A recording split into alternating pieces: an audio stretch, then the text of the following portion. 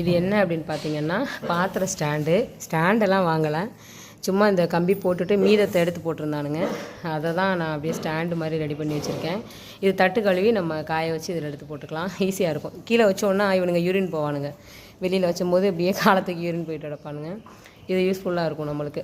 ஸ்டாண்டுன்னு வாங்கினா ஒரு 1000 ரூபீஸ் குறைஞ்சி எதுவுமே கிடையாது. அதனால் இது கொஞ்சம் யூஸாக இருந்தால் பயன்படுத்திக்கோங்க உங்களுக்குமே.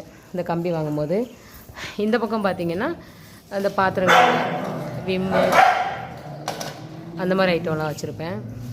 இதுக்குள்ளே பார்த்திங்கன்னா இந்த கறி பீஸு, இது உங்களுக்கு தெரியும். நம்ம லிக்விட் வாங்குறது எதாவது இருந்துச்சுன்னா அதை அப்படியே கட் பண்ணி கட்டுக்கம்பி போட்டு கட் பண்ணி வச்சாச்சு. இது கொஞ்சம் எடுக்க நம்மளுக்கு யூஸாக ரொம்ப இதாக இருக்கும், தேட முடியாது அந்த சமயத்தில்.